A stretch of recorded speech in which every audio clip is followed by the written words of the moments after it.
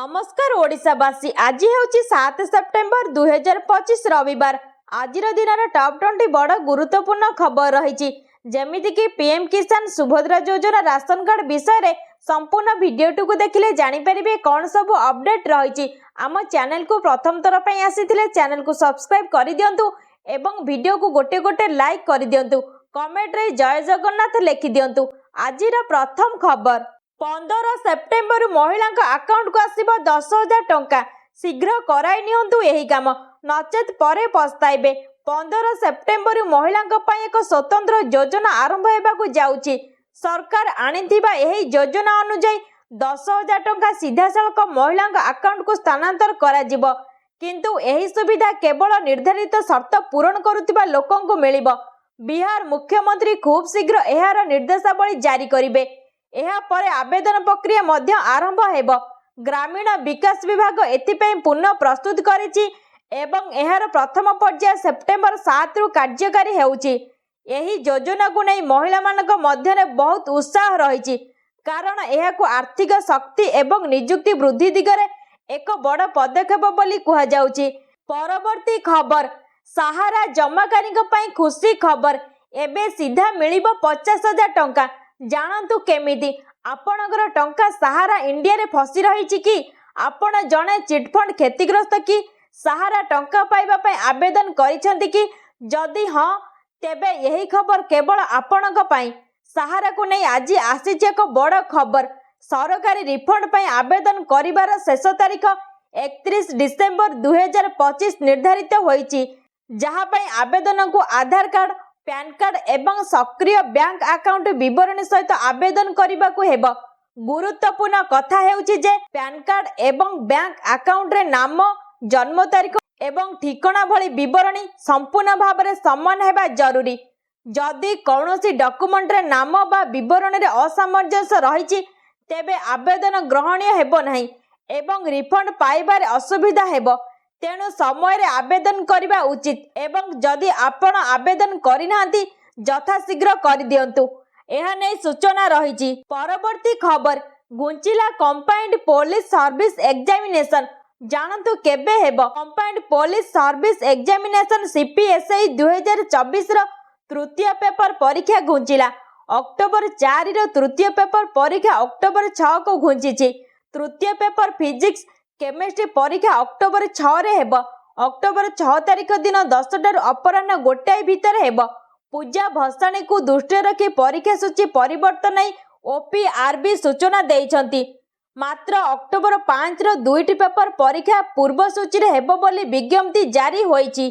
परवर्ती खबर आज राति रे चंद्र ग्रहण राति 9:58 रे ग्रहण स्पर्श और राति 1:28 सर्वमुख्य हेब आज चलित वर्षर द्वितीय चंद्रग्रहण पड़ुछि भाद्रव शुक्ल पक्ष पूर्णिमा रे पड़ुछि चंद्रग्रहण अन्यपटे पूर्णिमा रे मध्य पितृपक्ष आरंभ हेउछि तेणु केतेबेले कोन करिवे खाइबाकू नै कोन कहउचंती ज्योतिर्विद आसंतु जानिबा रविवार राति रे आकाश रे संगठित हबो महाजागतिक दृश्य सेप्टेम्बर 7 तारिख रे हेबो चलित वर्षर द्वितीय चंद्रग्रहण राति 9:58 रे ग्रहण स्पर्श करिबो और राति 1:28 ग्रहण शेष हेब प्राय 3 घंटा 28 मिनिट पर्यंत चलिबो चंद्रग्रहण ज्योतिष शास्त्र रे चंद्रग्रहण को गुरुत्वपूर्ण मान्यता दिया जाए गणना करी ज्योतिष ग्रहणर 9 घंटा पूर्वरु पाकत्याग करने को परामर्श देइछंती सेप्टेम्बर 7 तारीख मध्याह्न 12:58 रे पाकत्याग करने को कहिछंती।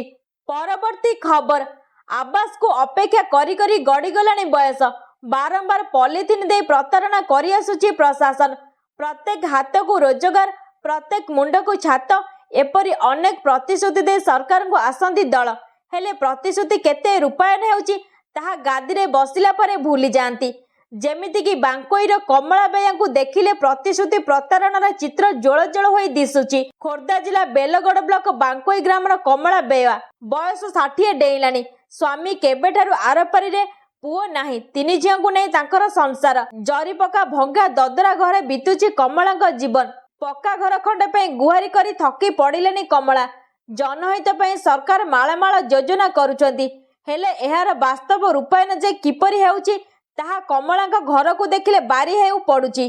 परवर्ती खबर आगामी 2 दिन पर 13 जिला को सतर्क घंटी प्रबल वर्षा नहीं पाणीपागर पूर्वानुमान करा जायछि। राज्यर 13 जिला को सतर्क रहिबाकु परामर्श। आगामी 2 दिन पर्यंत 13टी जिला को येलो वार्निंग जारी करी सतर्क रहिबाकु परामर्श दैछि आंचलिक पाणीपाग केन्द्र।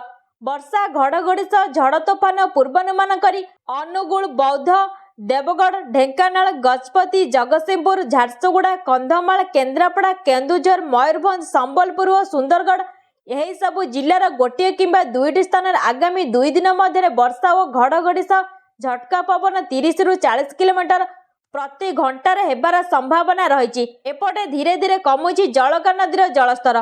परवर्ती खबर गो सुरक्षा नारे गुंडागर्दी चाषी को धरी निस्तुक पिटिले गोरक्षक। गोटे पटे मुख्यमंत्री कामधेनु योजन गोपालन को प्रोत्साहन देउथिबा बेले चाषी उपरे बढ़ी चली गोरक्षक अत्याचार। सप्ताहक भितर सामना को आसिलानी दुईटी घटना। कामधेनु योजन गाई बाछुरी किणी नेउथिबा चाषी को धरी निर्धूम पिटिले गोरक्षक बाहिनी लोके। फल जीवन हारिला निष्पाप बाछुरी।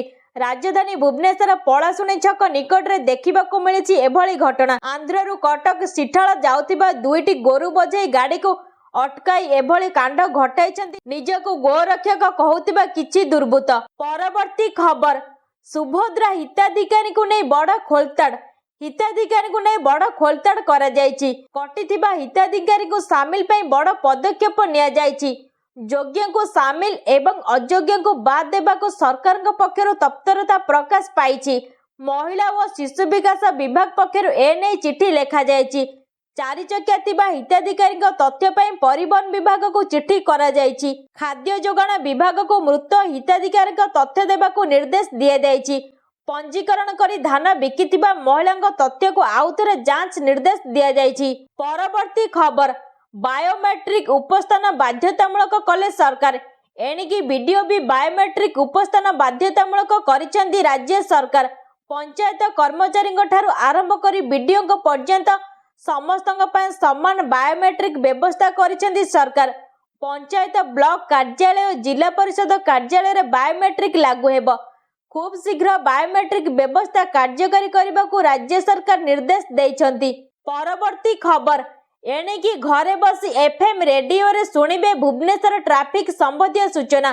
ट्रैफिक स्थिति नहीं अपडेट देव कमिशनरेट पुलिस। समस्त एफएम चैनल सह आलोचना करिछि कमिशनरेट पुलिस। ट्रैफिक पुलिस सह सेमाने मिसिकी काम करिवे। ट्रैफिक परिचालन को सुदृढ़ पई एभली पदक्षेप निया जायछि। आगको पार्वण आसुथिबारु रास्ता जाम तथ्य देव एफएम रेडियो एहा नै सूचना रहिछि। परवर्ती खबर एसबीआई ग्राहकों पई बड़ खबर। आसंता काली बंद रहिबो ऑनलाइन पेमेंट। जानतु काहेकि आपण जने एसबीआई ग्राहक की जदि हाँ तेबे यही खबर आपणक पई बेस गुरुत्वपूर्ण। जदि आपण एहाकु अणदेखा करंती तेबे आपण अनेक असुविधार सम्मुखीन होई पारंती। तेबे आसंतु जानिबा संपूर्ण खबर कौन। भारतीय स्टेट बैंक घोषणा करिछि जे एहार इंटरनेट बैंकिंग एनुलाइट एवं एहार समस्त संपर्कित सेवा आज अर्थात 7 सेप्टेम्बर 2025 रे बंद रहिबो। बैंक कहिछि जे भारतीय समय अनुसार सकाळ 1:20 रु 2 प्रहर 2:20 पर्यंत रक्षणाबेक्षण जोगु एही सेवा गुड़िक अस्थायी भाव में बंद रहिबो। एही समय मध्य यूपीआई लाइट एवं एटीएम सेवा कार्यक्षम रहिबो। परवर्ती खबर लगातार वर्षार बेहाल उत्तर भारत। देशर विभिन्न अंचल जलमग्न। राज्य और हिमाचल पुणी भूस्खलन होइछि। पंजाब एवं सबुठारु बड़ बन्यार सम्मुखीन होइछि। राज्य में बन्या मृत्यु संख्या आज 43 को वृद्धि पाई। 2000 अधिक गां प्रभावित होइछि। सतलज नदीर प्रखर सुओ जोगु लुधियाना जिलार पूर्व अंचल में बाकरा नदीबंध प्रबल चापरे थिबारु लुधियाना जिला प्रशासन हाई अलर्ट जारी करिछि। बंध दुर्बल हेउथिबारु सरसाली, बंत, रावत, सिरा, बुतगन, मंगलित, खवाजके, माटेवाड़ा, मंगत एवं मेहरबान ग्राम गुड़िक उपरे बड़ विपद रही। यही गाँव रे लोक मानक उच्च स्थान को जीवा पाई निर्देश दिया सह सर्वाधिक सतर्कता अवलंबन करने को कहा जायछि। परवर्ती खबर आज पुणी आरंभ है चारधाम यात्रा। चारधाम यात्रा करने को श्रद्धालुओं पर खुशी खबर। उत्तराखंड चारधाम यात्रा अस्थायी भाव बंद थिला। ताहा पुणी थरे आज आरंभ हेब। ଯାତ୍ରା ଆରମ୍ଭ ହେବା ପରେ ଯାତ୍ରୀଙ୍କ ମଧ୍ୟରେ ଉତ୍ସାହ ଏବଂ ଖୁସି ଦେଖିବାକୁ ମିଳିଛି। ଲଗାତାର ପାଣିପାଗ ଖରାପ ହେବା କାରଣରୁ 5 ସେପ୍ଟେମ୍ବର ପର୍ଯ୍ୟନ୍ତ ଚାରିଧାମ ଯାତ୍ରାକୁ ରୋକି ଦିଆଯାଇଥିଲା, ଯାହା ପୁଣି ଆଜିଠାରୁ ଆରମ୍ଭ ହୋଇଛି। ଯାତ୍ରା ପାଇଁ ରେଜିଷ୍ଟ୍ରେସନ ମଧ୍ୟ ଆରମ୍ଭ ହୋଇଛି। ଋଷିକେଶରେ 200ରୁ ଅଧିକ ଯାତ୍ରୀ ଚାରିଧାମ ଯାତ୍ରା ପାଇଁ ରେଜିଷ୍ଟ୍ରେସନ କରିଛନ୍ତି। ପ୍ରଶାସନ ଯାତ୍ରା ପୁଣି ଥରେ ଖୋଲିବାକୁ ନିର୍ଦ୍ଦେଶ ଦେବା ପରେ ରେଜିଷ୍ଟ୍ରେସନ ଆରମ୍ଭ ହୋଇଛି। ପରବର୍ତ୍ତୀ ଖବର, ଏସିଆ କପ୍ 2025 ଦୁବାଇ ପହଞ୍ଚିଲା ଟିମ୍ ଇଣ୍ଡିଆ। ଆଇସିସି ଏକାଡେମୀରେ ଆରମ୍ଭ କଲା ଅଭ୍ୟାସ। ଏସିଆ କପ୍ 2025 ସେପ୍ଟେମ୍ବର 9ରୁ ୟୁଏଇରେ ଆରମ୍ଭ ହେବ। ଏଥିରେ ଭାଗ ନେବା ପାଇଁ 4 ସେପ୍ଟେମ୍ବରରେ ଦୁବାଇ ପହଞ୍ଚିଛି। ଏଥର ଏସିଆ କପ୍ ଟି20 ଫର୍ମାଟରେ ଖେଳାଯିବ। ସେଥିରେ ସୂର୍ଯ୍ୟକୁମାର ଯାଦବଙ୍କ ଅଧିନାୟକତ୍ୱରେ ଟିମ୍ ଇଣ୍ଡିଆ ଖେଳିବ। 2026ରେ ହେବାକୁ ଥିବା ଟି20 ବିଶ୍ୱକପ୍ ପାଇଁ ପ୍ରସ୍ତୁତିକୁ ଦୃଷ୍ଟିରେ ରଖି ଏହି ଟୁର୍ଣ୍ଣାମେଣ୍ଟ ଟିମ୍ ଇଣ୍ଡିଆ ପାଇଁ ବହୁତ ଗୁରୁତ୍ୱପୂର୍ଣ୍ଣ ବୋଲି କୁହାଯାଉଛି। ଏସିଆ କପ୍ ଫୋକସରେ ରହିବେ ଅନେକ ଯୁବକ ଓ ଭାରତୀୟ ଖେଳାଳି। ତେବେ ଦୁବାଇ ପହଞ୍ଚିବା ପରେ ଭାରତୀୟ ଦଳ ମଧ୍ୟ ଏସିଆ କପ୍ ପାଇଁ ଅଭ୍ୟାସ ଆରମ୍ଭ କରିଦେଇଛନ୍ତି। ପରବର୍ତ୍ତୀ ଖବର, ନୂଆ ନୂଆ ଡ୍ରାମା କରୁଛନ୍ତି ଆମେରିକା ରାଷ୍ଟ୍ରପତି। ଭାରତ ଉପରେ ଟାରିଫ ପରେ ଟ୍ରମ୍ପଙ୍କ ବଡ଼ ୟୁଟର୍ନ। 2 ଦିନ ହେବ ଠିକ୍ସେ ଶୋଇପାରୁନାହାନ୍ତି ଆମେରିକା ରାଷ୍ଟ୍ରପତି ଡୋନାଲ୍ଡ ଟ୍ରମ୍ପ। ଯେବେ ଭାରତ ଶିଖର ସମ୍ମିଳନୀରେ ଚୀନ ଓ ରୁଷ ସହ ନିକଟତର ହୋଇଥିବା ଟ୍ରମ୍ପ ଦେଖିଛନ୍ତି, ସେବେଠାରୁ ହିଁ ତାଙ୍କୁ ନିଦ ହେଉନଥିବା ଚର୍ଚ୍ଚା ହେଉଛି। ଆଉ ଶୁକ୍ରବାର ଏ ଚର୍ଚ୍ଚାକୁ ଖୋରାକ ଯୋଗାଇଛି ଟ୍ରମ୍ପଙ୍କ ଟ୍ୱିଟର ପୋଷ୍ଟ। ଆମେରିକା ରାଷ୍ଟ୍ରପତି ଡୋନାଲ୍ଡ ଟ୍ରମ୍ପ ନିଜ ସୋସିଆଲ ମିଡିଆ ଆକାଉଣ୍ଟ ଏକ୍ସରେ ଏକ ଫଟୋ ପୋଷ୍ଟ କରିଛନ୍ତି, ଯେଉଁଥିରେ ପ୍ରଧାନମନ୍ତ୍ରୀ ନରେନ୍ଦ୍ର ମୋଦି, ରୁଷ ରାଷ୍ଟ୍ରପତି ଭ୍ଲାଦିମିର ପୁତିନ, ଚୀନ ରାଷ୍ଟ୍ରପତି ସି ଜିନପିଙ୍ଗ ଥିବା ଦେଖିବାକୁ ମିଳୁଛି। ତ୍ରିଶକ୍ତିଙ୍କ ଏହି ଫଟୋ ପୋଷ୍ଟ କରି ଟ୍ରମ୍ପ ନିଜ ଭୁଲ ପାଇଁ ପଶ୍ଚାତାପ କରୁଛନ୍ତି ବୋଲି ଜାତୀୟ ଗଣମାଧ୍ୟମରେ ଚର୍ଚ୍ଚା ହେଉଛି। କାରଣ ଟ୍ରମ୍ପ ଲେଖିଛନ୍ତି, ଲାଗୁଛି ଚୀନ ଭଳି ବିପଦପୂର୍ଣ୍ଣ ହାତରେ ଭାରତ ଓ ରୁଷିଆକୁ ଆମେ ଦେଇଦେଲୁ। ମୋ 2 ବନ୍ଧୁଙ୍କ ଉଜ୍ଜ୍ୱଳ ଭବିଷ୍ୟତ ପାଇଁ ପ୍ରାର୍ଥନା କରୁଛି। ପରବର୍ତ୍ତୀ ଖବର, ରେଳବାଇରେ 400ରୁ ଉର୍ଦ୍ଧ୍ୱ ପଦ ପାଇଁ ବାହାରିଲା ନିଯୁକ୍ତି। ଜାଣନ୍ତୁ ଆବେଦନର ଶେଷ ତାରିଖ। ଯଦି ଆପଣ ସ୍ୱାସ୍ଥ୍ୟ କ୍ଷେତ୍ର ସହିତ ଜଡ଼ିତ ଏବଂ ସରକାରୀ ଚାକିରି ପାଇବାକୁ ଚାହୁଁଛନ୍ତି, ତେବେ ଆପଣଙ୍କ ପାଇଁ ଏକ ବଡ଼ ଖବର ଅଛି। ରେଳବାଇ ନିଯୁକ୍ତି ବୋର୍ଡ ଆର୍ଆର୍ବି ପାରାମେଡିକାଲ ବର୍ଗ ଅଧୀନରେ ଏକ ବଡ଼ ନିଯୁକ୍ତି କରିଛି। ଏଥର ମୋଟ 434 ପଦବୀ ପାଇଁ ନିଯୁକ୍ତି କରାଯିବ। ଆଗାମୀ ଏବଂ ଯୋଗ୍ୟ ପ୍ରାର୍ଥୀ 8 ସେପ୍ଟେମ୍ବର 2025 ପର୍ଯ୍ୟନ୍ତ ଆବେଦନ କରିପାରିବେ। ଆବେଦନ କେବଳ ଅନଲାଇନ ମୋଡ୍ ମାଧ୍ୟମରେ ଗ୍ରହଣ କରାଯିବ ଏବଂ ଏଥିପାଇଁ ପ୍ରାର୍ଥୀମାନଙ୍କୁ ସରକାରୀ ୱେବସାଇଟ rrbapply.gov.inରେ ଲଗ୍ଇନ୍ କରିବାକୁ ପଡ଼ିବ। ଲଗ୍ଇନ୍ କରିବାକୁ ଆଧାର ନମ୍ବର ଏବଂ ଓଟିପି ଆବଶ୍ୟକ ହେବ। ପରବର୍ତ୍ତୀ ଖବର, ଗଣେଶ ଭସାଣୀକୁ ନେଇ ଗୋଷ୍ଠୀ ସଂଘର୍ଷ, ଜଣେ ମୃତ। ଗଣେଶ ପୂଜା ଭସାଣୀ ଚାଲିଥିବା ବେଳେ ଅଘଟଣ ଘଟିଛି। ଗୋଷ୍ଠୀ ସଂଘର୍ଷରେ ଚାଲିଗଲା ଜଣଙ୍କ ଜୀବନ। ଗଞ୍ଜାମ ଜିଲ୍ଲା ଶେରଗଡ଼ ବ୍ଲକ କୋଠ ଗାଁରେ ଶୁକ୍ରବାର ବିଳମ୍ବିତ ରାତିରେ ଏଭଳି ଘଟଣା ଘଟିଛି। ମୃତ ହେଉଛନ୍ତି ଜଗନ୍ନାଥପୁର ଗାଁର ଚନ୍ଦନ ବିଶୋଇ। ଏହି ହତ୍ୟାକାଣ୍ଡ ପରେ କୋଠ ଗାଁର ସରପଞ୍ଚ କୃଷ୍ଣଚନ୍ଦ୍ର ସୁଆଁସିଆ ଓ ତାଙ୍କ ଭାଇ ବାପି ସୁଆଁସିଆକୁ ପୋଲିସ ଅଟକ ରଖି ପଚରାଉଚରା କରୁଛି। ସୂଚନା ମୁତାବକ କୋଠ ଗାଁରେ ଗଣେଶ ଭସାଣୀ ଚାଲିଥିଲା। ଭସାଣୀ କରୁଥିବା ଦଳରେ ଗୋଠ ଗାଁ ସରପଞ୍ଚ କୃଷ୍ଣଚନ୍ଦ୍ର ସୁଆଁସିଆ ଓ ତାଙ୍କ ଭାଇ ବାପି ସୁଆଁସିଆ ମଧ୍ୟ ଥିଲେ। ପଟୁଆରକୁ ନେଇ କିଛି ବ୍ୟକ୍ତି ମଧ୍ୟରେ ଯୁକ୍ତିତର୍କ ହୋଇଥିଲା। ଯୁକ୍ତିତର୍କ କରୁଥିବା ମଧ୍ୟରେ ଜଗନ୍ନାଥପୁର ଗାଁର ଚନ୍ଦନ ବିଶୋଇ ଓ ତାଙ୍କ ସାଥୀମାନେ ଥିଲେ। ପରବର୍ତ୍ତୀ ଖବର, ଆମେରିକା ଯିବେନି ମୋଦି, ଜାତିସଂଘ ଅଧିବେଶନରେ ଯୋଗଦେବେ ଜୟଶଙ୍କର। ଚଳିତ ମାସ ଶେଷରେ ହେବାକୁ ଥିବା ଜାତିସଂଘ ସାଧାରଣ ପରିଷଦର ଉଚ୍ଚସ୍ତରୀୟ 80ତମ ବିତର୍କକୁ ସମ୍ବୋଧିତ କରିବେ ନାହିଁ ପ୍ରଧାନମନ୍ତ୍ରୀ ନରେନ୍ଦ୍ର ମୋଦି। ଶୁକ୍ରବାର ଜାରି ହୋଇଥିବା ସଂଶୋଧିତ ବକ୍ତାଙ୍କ ତାଲିକା ଅନୁଯାୟୀ ଏହାକୁ ଥିବା ଏହି ସମ୍ମିଳନୀରେ ସେପ୍ଟେମ୍ବର 27ରେ ଏସ୍ ଜୟଶଙ୍କର ଅଭିଭାଷଣ ରଖିବେ। ଏନେଇ ରଣଧୀର ଜୟସୱାଲ ଏକ ପ୍ରେସ୍ ବିବୃତ୍ତି ଜାରି କରିଛନ୍ତି। ଜୁଲାଇରେ ପ୍ରକାଶ ପାଇଥିବା ଏକ ପୂର୍ବ ତାଲିକାରେ ପ୍ରଧାନମନ୍ତ୍ରୀ ନରେନ୍ଦ୍ର ମୋଦି ଭାରତକୁ ପ୍ରତିନିଧିତ୍ୱ କରିବ ବୋଲି ସ୍ଥିର କରାଯାଇଥିଲା। ସେହିଦିନ ଇସ୍ରାଏଲ, ଚୀନ, ପାକିସ୍ତାନ ଏବଂ ବାଂଲାଦେଶର ସରକାର ମୁଖ୍ୟମାନେ ମଧ୍ୟ ସେମାନଙ୍କ ଅଭିଭାଷଣ କରିବାର କାର୍ଯ୍ୟକ୍ରମ ରହିଛି। ପରବର୍ତ୍ତୀ ଖବର, ଏହି ଲୋକଙ୍କୁ ମିଳିବ ମାସିକ 15,000, ବ୍ୟବସାୟ ଆରମ୍ଭରେ 1 ଲକ୍ଷ। ଜାଣନ୍ତୁ ଏଥିରେ ଆପଣ ଅଛନ୍ତି ନା ନାହାନ୍ତି। देशरे सरकार अनेक प्रकार योजना चलाउछंती। एमिति एक योजना 2023 मसीह पीएम मोदी जन्मदिन अवसर आरंभ करा जायथिला। एहार नाम पीएम विश्वकर्मा योजना। यही योजनार लाभ वर्तमान लक्ष लक्ष लोक उठाउछंती। सरकार यही योजना माध्यम देशर गरीब एवं अभावी लोकंकु सहाय्य करा जाउची। एथिरे लोकंकु आर्थिक एवं टेक्निक सहाय्य दिया जाउची। जो माने छोट छोट पारंपरिक काम करुछंती सेमानंकु यही सुविधार लाभ जोगाई दिया जाउची। आपण भी यही योजनार लाभ सीधासलख नहीं पारिबे। परवर्ती खबर, पिलांक सह मिसी शिक्षक माने खांतु मध्याह्न भोजन। मुख्यमंत्री देले निर्देश। सरकारी स्कूल शिक्षक मानक छात्र छात्री मानक सहित मध्याह्न भोजन करने निर्देश दिया जायछि। तेलंगानार मुख्यमंत्री रेवंत रेड्डी हैदराबाद रे शिक्षक दिवस रे आयोजित एक कार्यक्रम रे जोगदे यह कहिसंती। रेड्डी कहिसंती जे सरकारी स्कूल रे खाद्य खराब हेबार अनेक घटना घटे। सरकार खाद्य एवं अन्य मौलिक आवश्यकता पांठी वृद्धि करुछंती, किंतु एही बड़ी घटना रे से दुखित हुअंती। रेड्डी कहिसंती जे से स्कूल परिदर्शन करिवे एवं छात्र छात्री सहित खाद्य खाइबे।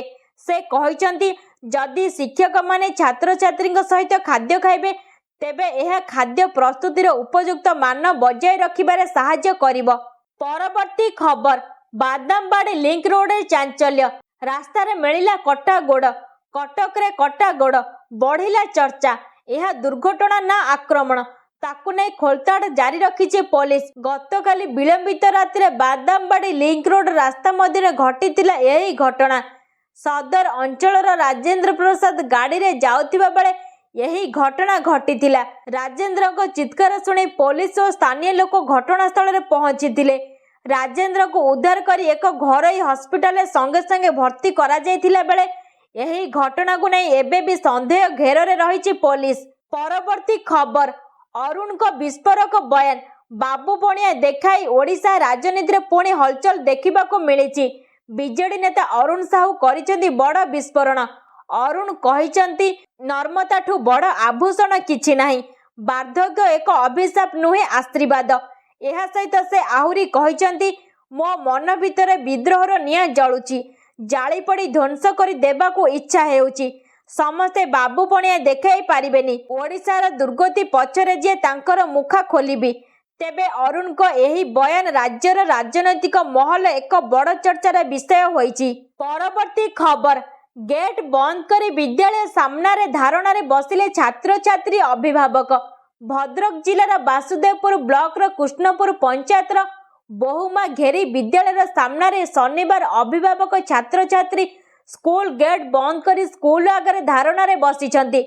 विद्यालय विपद संकुल गृह को भांगी नूतन गृह निर्माण दाबी रे ग्रामवासी, अभिभावक और छात्र छात्री यही आंदोलन मुक्त पदक्षेप ग्रहण करिसंती। शनिवार सकाळुआ स्कूल होइतिबा बेले स्कूल आगे यही धारणा चलिथिबा बेले कौनसी उच्च विभागीय अधिकारी सेठारे पहुंची नथिबारु ग्रामवासी मध्य तीव्र असंतोष देखा देइछि।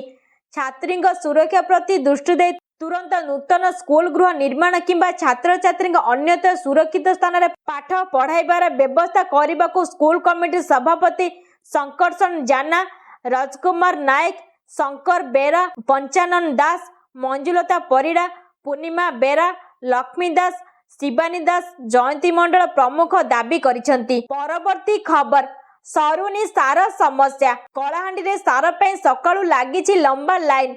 सरुनी सार समस्या। 2 दिन धरी कलाहांडी रे सार पे देखिबाकू मिलुछि हट्टगोल। गतकाली मध्य कलाहांडी रे यूरिया सार पे प्रबल हट्टगोल होइतिला। आज भी समान स्थिति रहिछि।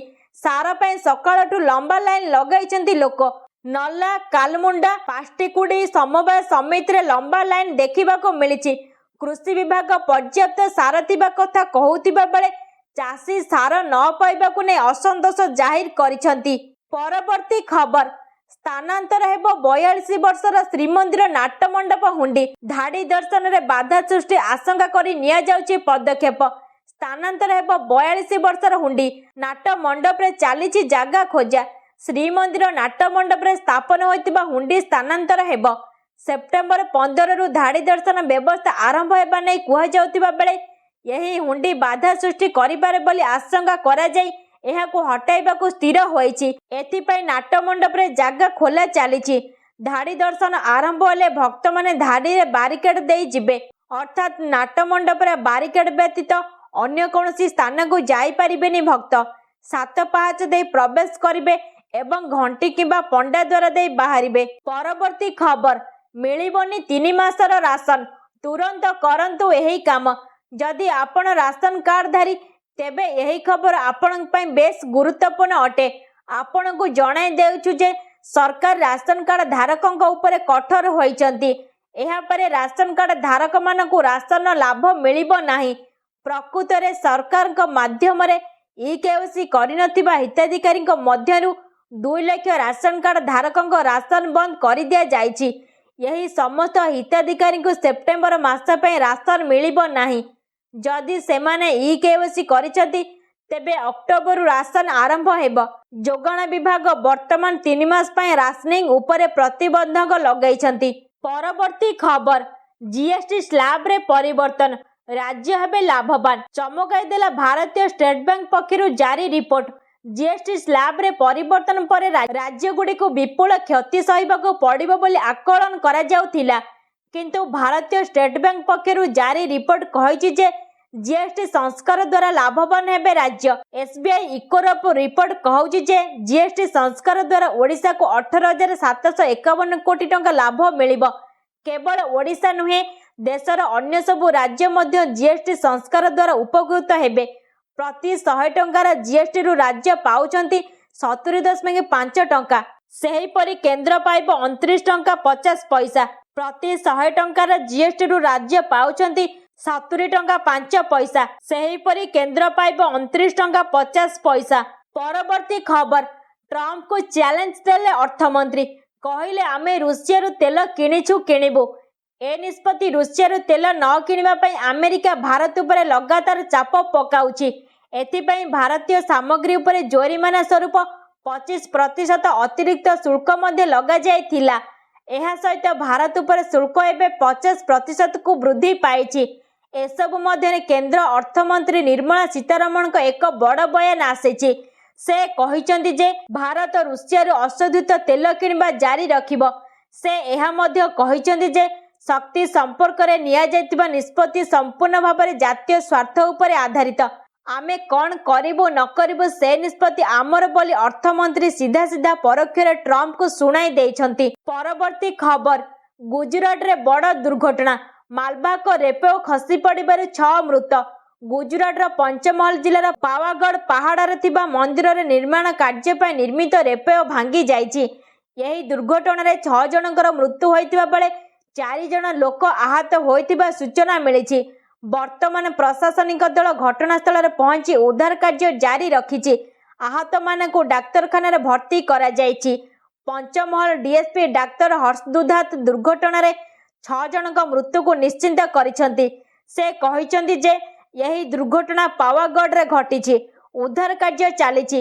ପ୍ରଶାସନର ସମସ୍ତ ବରିଷ୍ଠ ଅଧିକାରୀ ଘଟଣାସ୍ଥଳରେ ଉପସ୍ଥିତ ଅଛନ୍ତି।